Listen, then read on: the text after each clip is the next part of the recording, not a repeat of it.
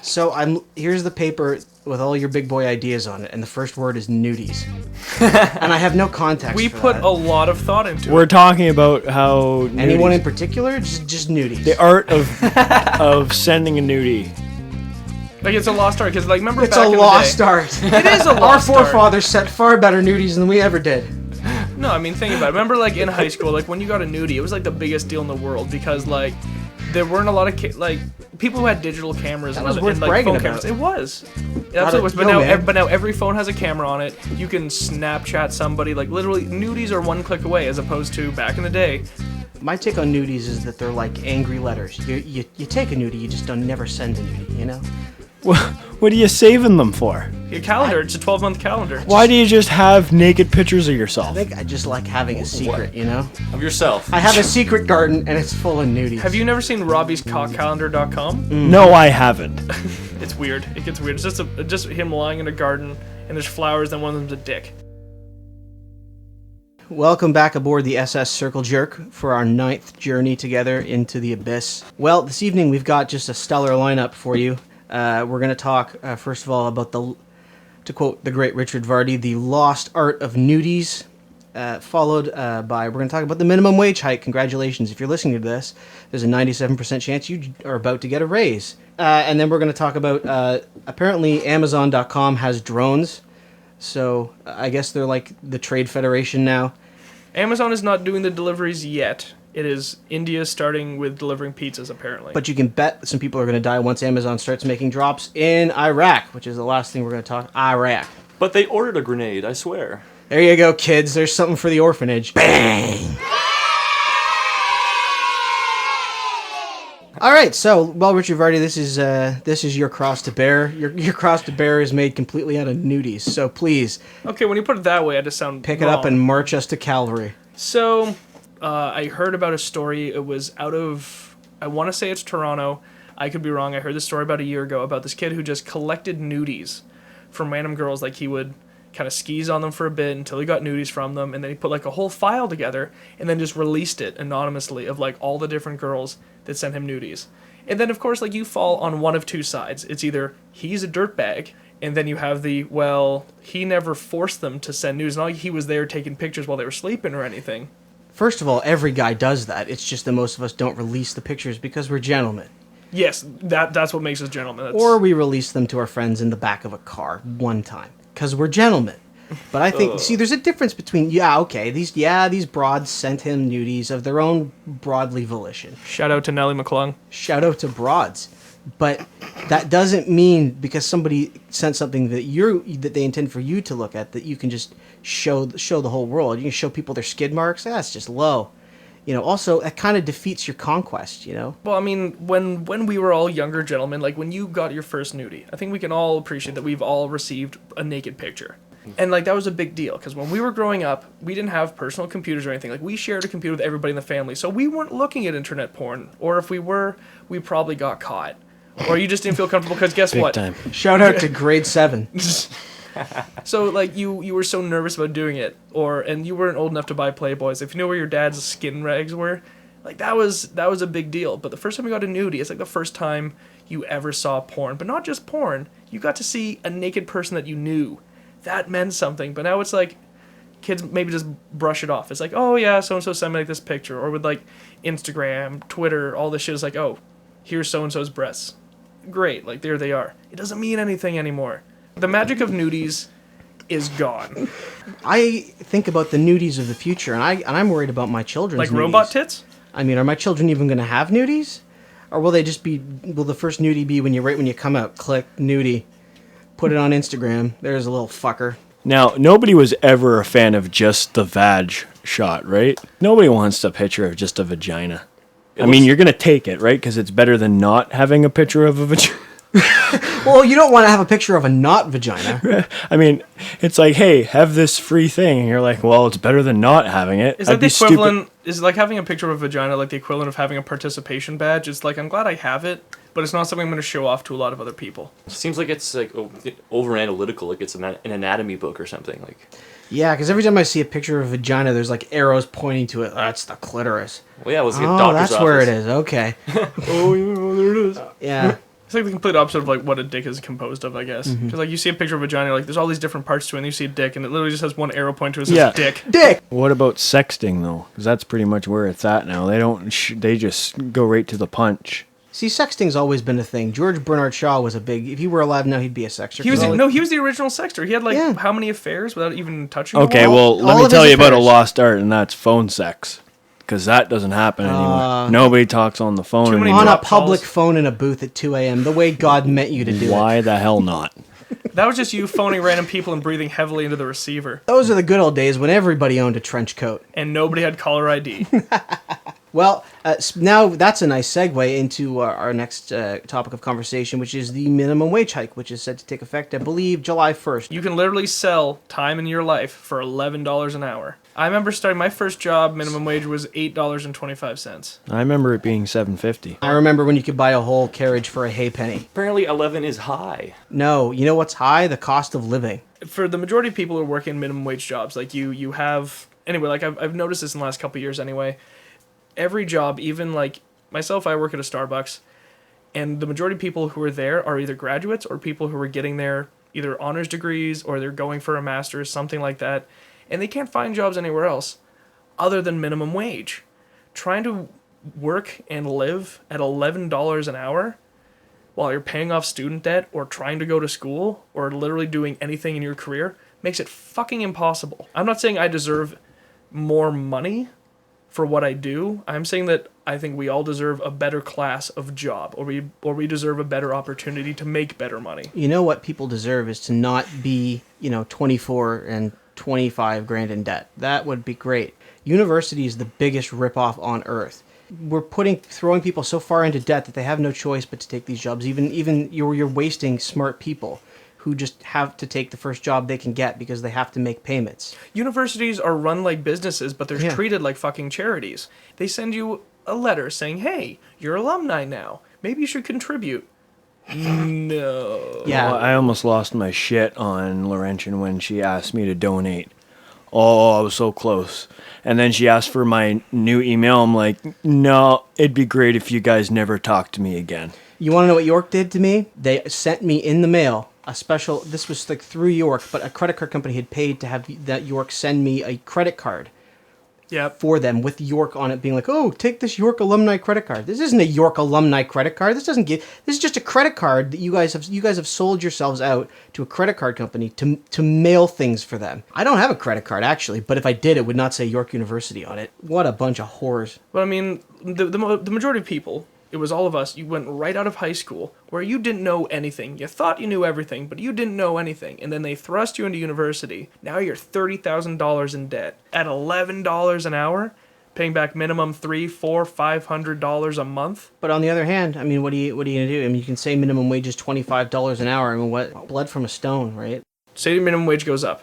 Awesome. That means that corporation is now spending more money paying its employees, which then means the quota for every store goes up. So now you need to sell more, be more. Obviously, every store is going to go down a little bit because guess what? You're paying people more. You're probably selling the same, so it looks like you're losing money. And then just more pressure is put on the person working there. The only thing that makes any fucking sense with minimum wage is to link it to inflation. That way, when the price of living goes up, the minimum wage goes up. And you can even see that trend if you have a government bond. You can see that. It's No. Say for instance, everybody decides, okay, now I'm in debt. I only have this job that gets me $11 an hour. I'm not going to spend money on anything but the bare essentials. I'm going to slowly pay back my debt, but like I'm not going to go drinking. I'm not going to buy myself anything. That is going to put the economy into like the biggest stalemate. No. Because you're not consuming anymore. Because they want you more than anything to pay your debt back slowly, because then you will pay it back twice. In interest, yes. But that's like a long-term So actually, thing. they're probably quite pleased about that. But luckily, that's why you have hipsters to counteract that. What counteracts that is all the dummies with too much money that just keep pumping this fucking economy with stupid shit. Go to Yorkdale Mall on a Tuesday. You can't fucking find a spot because there's a bunch of fucking idiots in there spending way too much money. And the people in the stores are making $11 an hour. Yeah. Suck on that cock. The thing is, some people are against the minimum wage hike because they say, well, yeah, you can raise the minimum wage, but it just means that people are going to get laid off. I know this is a fairly left-wing crowd. Does anybody think there's an argument there, or is that just bullshit? Well, they claim that it's bad for businesses. But Well, most of the people that work minimum wage jobs are giant corporations, so fuck them. Here's how I think you fix all this.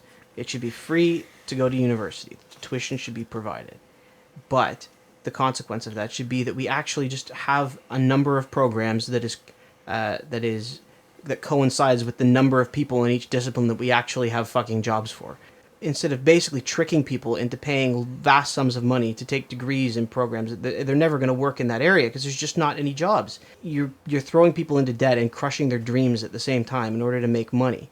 I don't think anybody should be allowed to go to university right out of high school. I think you should be forced to serve like 3 years in the workforce and either decide either I'm gonna work my way up the corporate chain, or you know what, I'm gonna try and get a better job, and now I know what I want to do. Bring back conscription, national service, and I say that because now they can't make me. Well, also, like, look at the problem we have with teachers. Too many people are fucking teachers. Why now? No. Finally, they've got legislation. Too many teachers are fucking people. I think is the real problem. That's an early favorite for line of the night.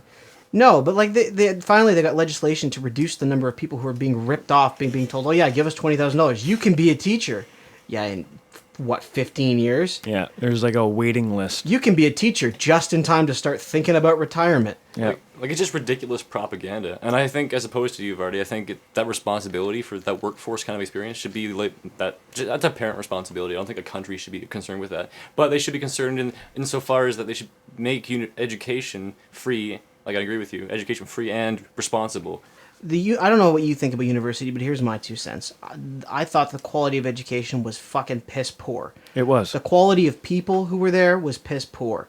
I mean, every fucking class I took, there was one guy who just couldn't figure out how to write, like, sentences. Like, what the fuck? This is third-year university. This isn't grade 3. It's embarrassing stuff. Because they let everybody in. Because they let everybody in because everybody can pay for it, or they pretend they can pay for it. And the quality of education has gone to shit. They'll just let anyone in because, hey, you got the money? Fucking fine. Come on in. Yeah, like you said, educate the people who should be educated. And that's patently elitist, but I'm an elitist, so what do you expect? Well, I think when you're surrounded by dumb fucks 90% of the day, of course you become an elitist for education. Yeah. You can get a minor in Tai Chi. Normal people are just direct. That's the kind of shit I'm talking about. I don't feel sorry for somebody who makes $11 an hour and going, I have a minor in Tai Chi. I should make more money. No, you should make less. Yeah. You should make far less. So shut the fuck up and make my goddamn sub. But don't you think we're just... Or I come over there and kill your family. Anyway, let's move on to something slightly less depressing and more bizarre. James, this is your item, so why don't you dissect it? Well, basically, this article came up about an Indian pizzeria. Obviously in India, not some Indian-themed pizzeria in North America. It was in India, and they were. I don't even know what that means. They were delivering pizzas by drone. They have 4 drones in this pizzeria, and they're delivering pizzas like a mile and a half away to like skyscrapers. The top floors of skyscrapers and things with drones. It is easier, admittedly, but the police are freaking out about it. My question is, where in the fuck did they get drones? Those things cost millions of dollars. That was my next thought. Like, where the fuck? That's almost several $1 million. Yeah. Did you think they have the same kind of pizza in India? I don't want to sound racist, but I'm sure there's like curry on it. I'm sure. Okay, that's super racist. Not No, necessarily. I'm sure There's some of them everything. eat. I'm sure some of them eat pepperoni pizzas. You can probably get like part of elephant as a topping. I don't know. Was that racist? Oh, my okay. God. Now we're getting racist. Definitely. I'm sorry I asked the question. Yeah. Definitely no beef, though. No beef. Instead of those little white tables they put in here, it's just a little Taj Mahal. Okay, you're cut off. You're cut off. Come on. You got one more. Do we think this could actually potentially be a good idea? Kind of, don't you think? I mean, if we're gonna have flying robots, if they're gonna kill people, they may as well also feed the people. Put them to use. Good use. I will open a company and I will deliver you anything at a moment's notice with a drone. So say you're at your girlfriend's apartment. Ah, shit, out of condoms.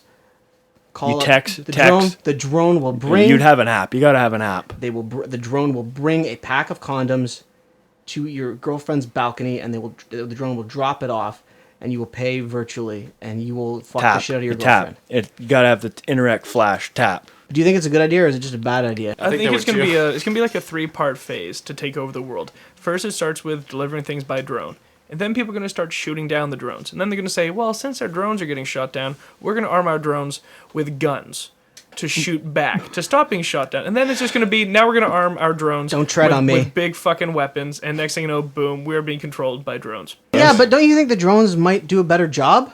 Probably. The drones might be an improvement over being run by other people. Because They're fucking up. The drones would have finished the stadiums before the World Cup. I, for one, welcome our new drone overlords. We should start a political party that's just drones. We'll buy some drones, and then we'll run the drones. Well, I mean, the ones people who are running are basically drones anyway. Except The drone But party of except Canada. they'd be better Yeah. drones. Our drones would actually be able to fly. Yeah. You realize if we're the drone party, we're the DPs. That's really not going to look good on a pamphlet. We have to add another word in there, like the drone political party, DPP. The drone vote party. The DVP. Much better. Do you think the drones would allow for World War III to begin in Iraq? No. No, of course not. The drones would put a stop to that. They would just kill everybody. Yeah, ISIS would be done in about 5 seconds if the drones were in Oh, charge. Dukes. Did Oh you my just try God. and make a segue to Iraq? Yeah, and y'all, I mean, We tried it all over it. nobody's done improv in a while because they good listening. We'll get there, just it took us a while. Yeah, like getting to Iraq the first time. We'll Third get time's there. a charm, But everybody. once you get there, you never leave. I didn't think the threequel would come out this soon. Like maybe 20 years down the road, but really? Iraq 3. This time it's personal again. No, it's not personal because we're not sending people. This time it's distinctly impersonal. Yeah, I didn't think the threequel would come out this soon. Oh, but it's going to be so good. I hear Michael Fassbender's in it. Come on. Yeah. And probably Benedict Cumberbatch, because he's in Oh, everything. can you imagine? Benedict Cumberbatch as Tony Blair. Yep. Oddly enough, Iran wants to work with the states, perhaps, on quashing ISIS. Yeah, but Weird, James, right? you see that's the thing is that Iran has come to the aid of the apparently almost non-existent Iraqi government.